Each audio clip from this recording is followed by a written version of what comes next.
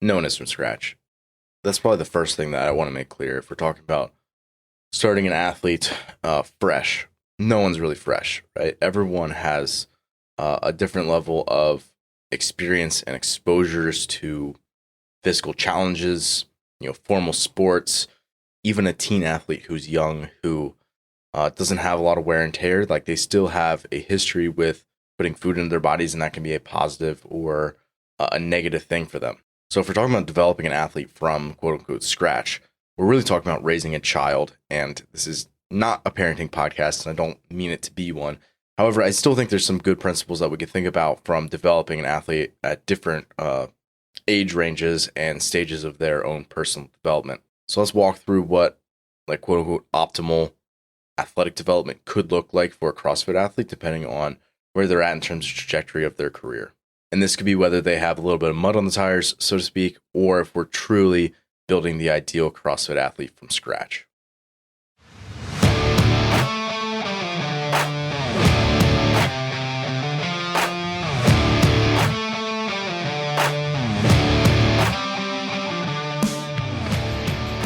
The fitness movement is brought to you by Zor Fitness. We offer coaching and individualized program design, as well as educational content for coaches and athletes. It's all at one place, zorfitness.com. So for our purposes today, I split this athlete's career, so to speak, into 3 different stages. Stage 1 would be like truly from scratch, where we're talking about a child. 2 would be quote unquote low mileage, right? Where we're talking about someone who's in their teen years. They have maybe up to a few years and maybe almost no exposure at all to strength conditioning, but maybe have a little bit of exposure in formal sporting settings. And the third one I'm calling top speed. This is someone in their mid-competitive career. So relative to their CrossFit career, they're somewhere in the middle part of that trajectory. So the first half of this, when I'm talking about the child or the teen athlete, I kind of want to take a little bit more of the perspective of a parent. And then for the final one, the top speed, right? Someone who's in their sort of mid-competitive career, then I'm going to turn it more towards the perspective of the athlete, because at that point, that person's an adult. They're responsible for their own performance. So I'll be speaking directly to that person. And for each of these, I think it's important that I am clear that I'm not just thinking about this in terms of like what immediately is going to give this person the performance benefits, because there is a lot of things you could do, and that's not necessarily setting them up for success down the line. So I'm more so thinking about the key building blocks that you would want in someone's program, for lack of a better word, life, frankly, where they can not only have success now and in the immediate future that they're experiencing, but down the line as well. So I think maybe a good example of this would be like, if we have an 11-year-old, would it be ideal for them to weigh and measure all of their food and really closely track all of their nutrition?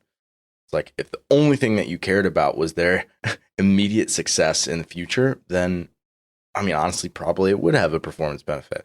However, certainly no one's, or maybe not no one, but I don't think most people are recommending that, right? Because you got to think about what is the ripple effect of that for, a preteen tracking their nutrition that closely and obsessing over every little detail like that. Is that going to have a positive impact down the line or a negative one? And I would say, for the most part, that's going to have a net negative impact in that case. So again, in this podcast, I'm thinking about how can we balance having immediate success along with the longevity and having a healthy relationship with exercise and movement as a whole for the athlete that we're talking about. I also think it's important that we understand that we are talking about working with people.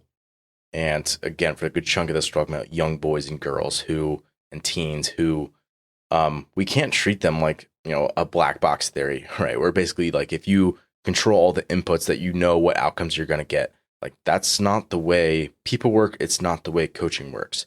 If you need a little more clarification on that, I would say go listen to episode 76, where I talked about reactive periodization and sort of my coaching process that I talk about there.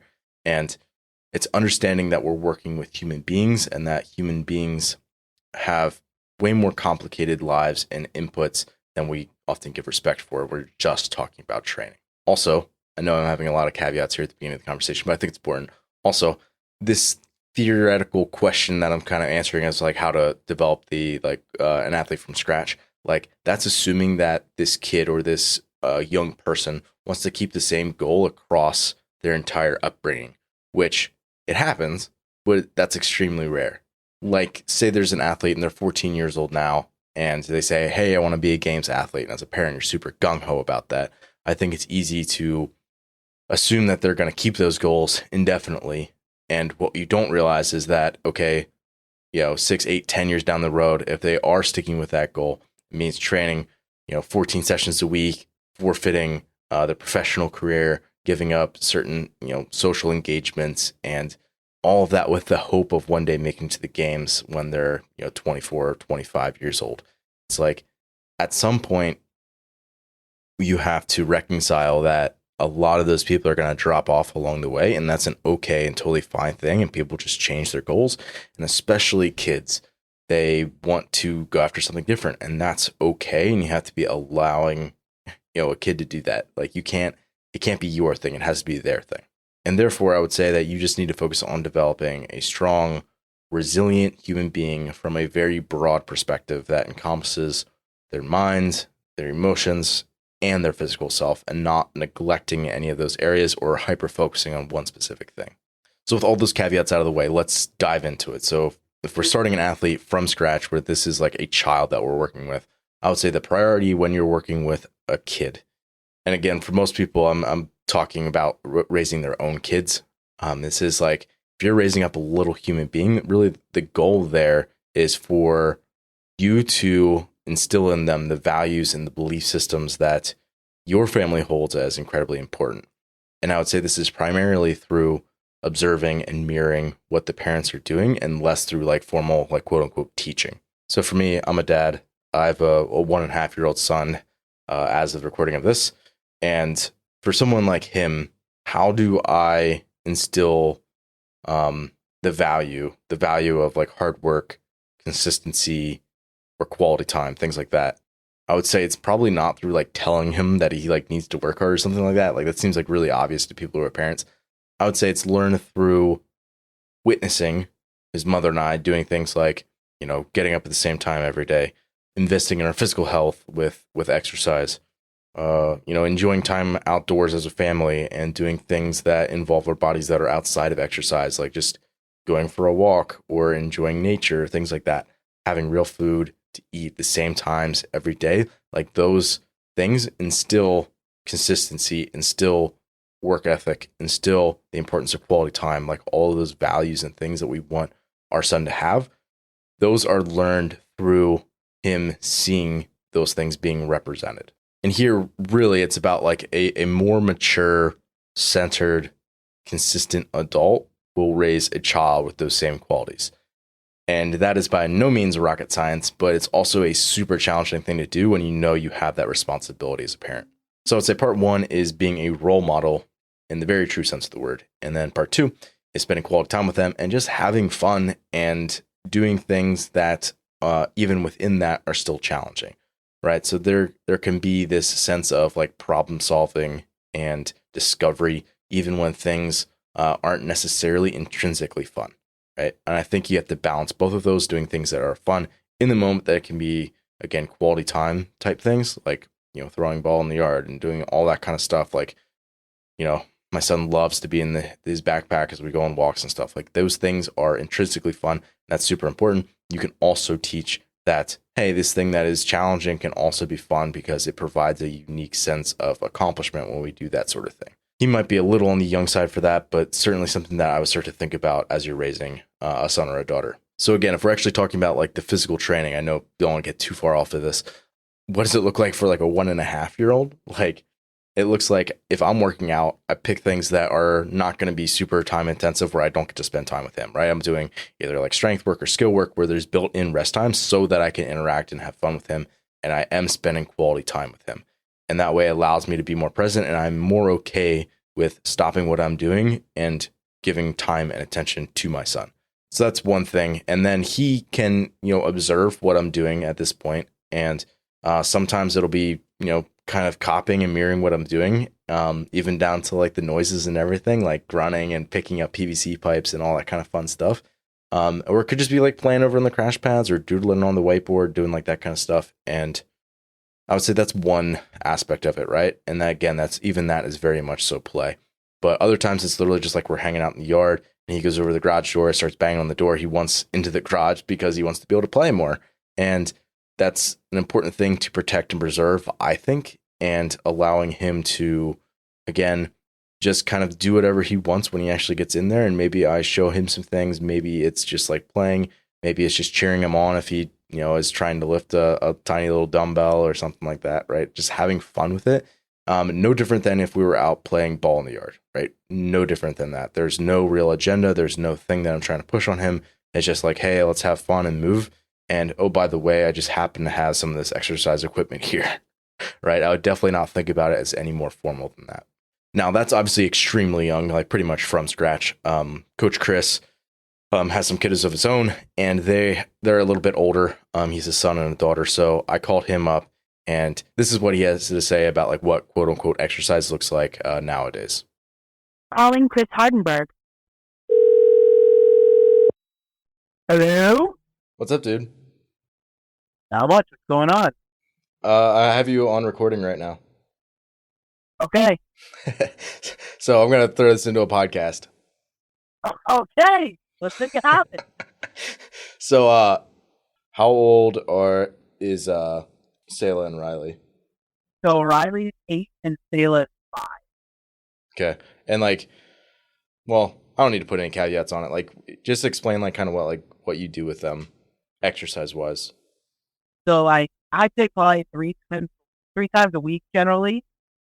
When we're in a rhythm, right? We'll do a morning workout. So that'll be 5 minutes long. We'll usually rotate who picks the movement. So like one day I might say, all right, Riley, pick what we're doing today. Sayla, you pick what we're doing today. I'll pick what we're doing the next day. And this is after me doing it like multiple times, because now they'll have a little bit of a Rolodex of like things like, oh, all right, I want to do a wall. I want to do burpees. I want to do push-ups. Yeah. And then outside of that, it might be like, general play. Right now we play a game pretty frequently called Ball Off the Roof. So like it's like big balls, and I punch them off the roof. They kind of bounce off the roof, and the kids have to run and try to catch it. And it's super simple, but I was like, it's funny to think about the other day. I was like, that's actually like really good for like in terms of like trying to track an object, your eyes, where is it going to land? I need to put my body to try to catch it, almost like an outfielder would in baseball. And then Riley's at the age at 8 that does some organized sports. So like last year, like flag football, track. So we kind of have a mix of everything. And then just there's also like for you, right, Jackson, like it's almost like fitness through osmosis, right? Like they watch the things that they try to repeat it. Yeah, doesn't everybody have barbells in their garage? Yeah, exactly, right? Yeah, so it's kind of cool to like they kind of get it through osmosis a little bit that way. Yeah, totally. Well, thanks. I appreciate you giving us a little bit of insight. Yeah, man, that was it. That's all you need. That was it. That was the only reason I needed to call you. That's easy. I'm glad I could. Thanks, man. I'll see you. So now let's go to a teen athlete, someone who's low mileage, right? Pretty low training age.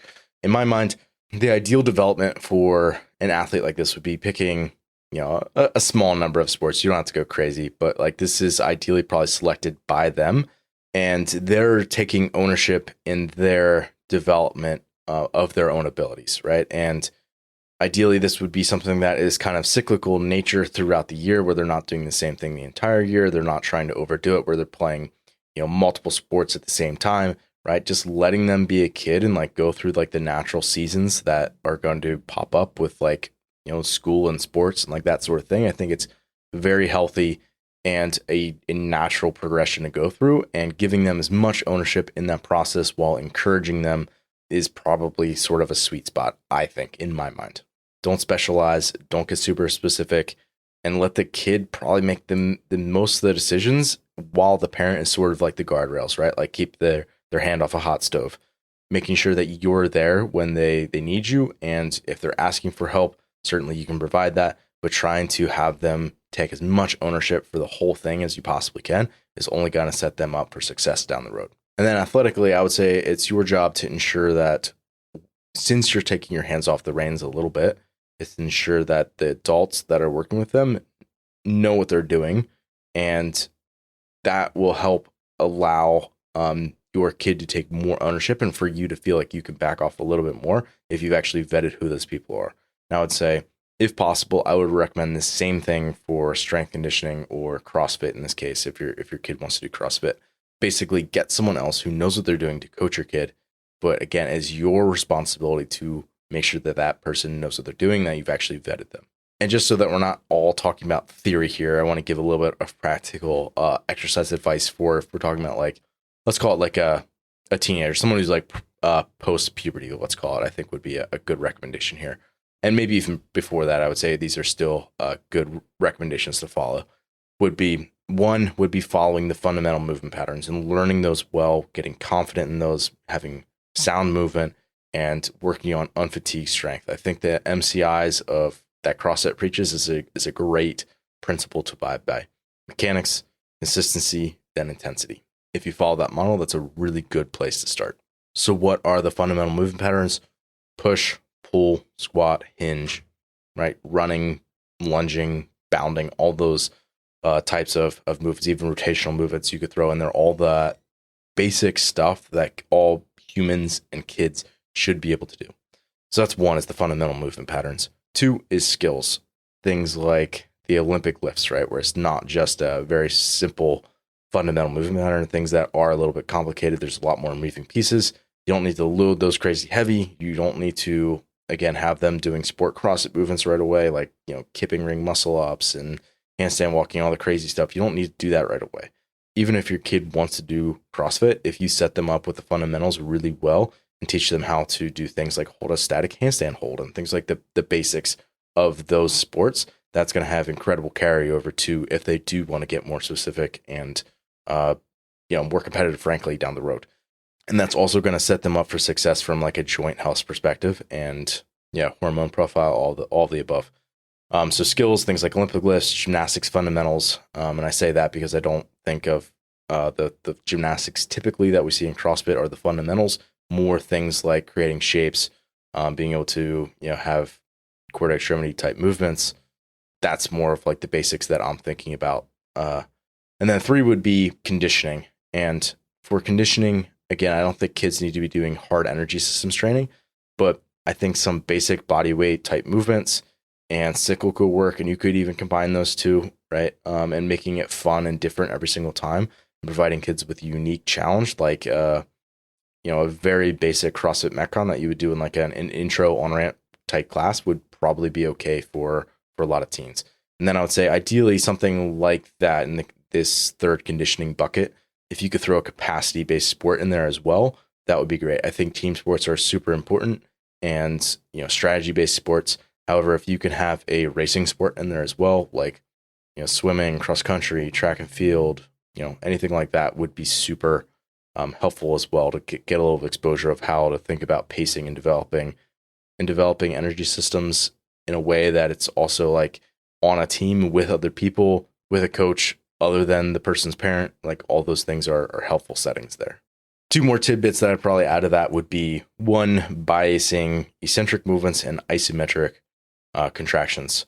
Eccentrics, in other words, like the lowering phase of movements, right? So doing like tempo squats, something as simple as like a tempo goblet squat is a great way to learn how to squat with some external load in a way that's a whole lot more controlled and is going to carry over really well to other types of heavier squatting down the line. So biasing the lowering portion of movements, doing things like isometrics, right? And it's something as simple as a handstand hold against a wall, a high plank hold, figuring out how to hang from a pull-up bar or to do a chin over bar hang or a ring row, like holding at your chest, right? Like, all those types of isometrics are going to be great options and stuff that is going to have very little joint stress, very little wear and tear, and have the biggest impact positively on motor control, which is something that teens are going to be working a lot to develop. They lack motor control because they just haven't been doing those movements for a decade plus, right? They have a very low training age, so developing that motor control is going to be super important. And then that's the one thing, biasing the eccentrics and isometrics, those contractions. And then I would say also just understanding that the learning that takes place is actually probably more important than like the quote unquote training. Thinking more about developing an athlete's skills and toolbox and awareness of how they're moving, and developing the way that they think about their own technique. All of those sort of soft skills are probably more important than like training in terms of like creating like really strong like adaptations, right? So always thinking about having our work be form focused and doing like more like quote unquote like drilling versus like testing. So more things that are just like, hey, let's practice this and try to refine it, make it as pretty as we possibly can, versus like, let's go really hard with this, let's go fast, right? The language that you use in those settings is going to be very different when you're having different outcomes like that. Do you have a topic that you'd like to request as a future show, or just a question about training? Reach out to me. My email is ben@zorfitness.com, or you can DM me on Instagram @zorfitness.